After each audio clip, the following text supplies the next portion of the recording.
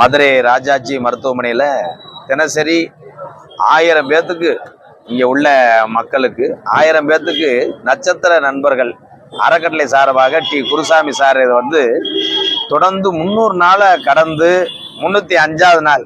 அந்த 305 நேற்றைய தினம் அன்பாலயத்துக்கு வந்தோடனே உடனே நான் இந்த உணவு வழங்கு விழாவில் நான் கலந்துக்கிறேன், எங்கள் அண்ணன் மருதமணி நான் கூப்பிட்டு வரேன்னு சொன்னேன்.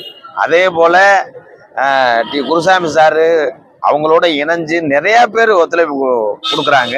அத்தனை பேருக்கு ரொம்ப நன்றி. தொடர்ந்து இந்த மாதிரி சேவை செய்யக்கூடிய இந்த நட்சத்திர நண்பர்கள் அறக்கட்டளை பயணிக்கக்கூடிய அத்தனை உறவுகளுக்கும் தமிழ் உறவுகள் ஆதரவு கொடுக்கணும். ஏன்னா இங்கே பசிக்கு மிஞ்சினது எதுவும் கிடையாது.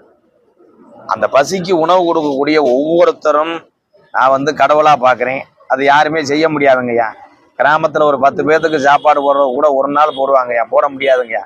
தினசரி 1000 பேர்த்துக்கு அதை சமைச்சு அத்தனை பேர்களை பணி அமர்த்தி இதை பூரா. ஆனால் நான் அந்த உணவு சமைக்கிற இடத்துக்கும் போனேன்.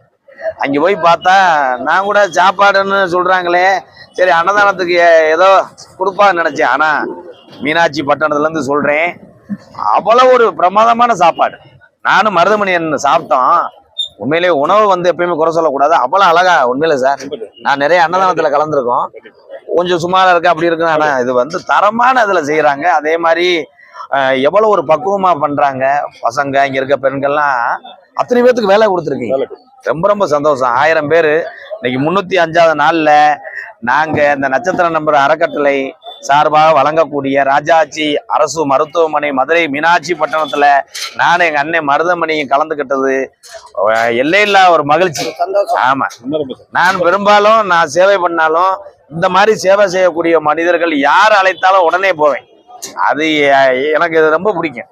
ஏன்னா சின்ன வயசுல இருந்தே நம்மெல்லாம் கஷ்டப்பட்டு வந்ததுனால தான், இந்த வறுமையினுடைய நிலைமையும் பசியினுடைய இதையும் அறிந்ததுனால தான் நாடக உலகத்துல ஒரு பப்புனாக நான் நடிச்சு சினிமா உலகம் வரைக்கும் போய் இன்னைக்கு இவ்வளவு சேவை செய்யறேன்னா அடித்தளத்துல நான் பட்ட கஷ்டங்கள்.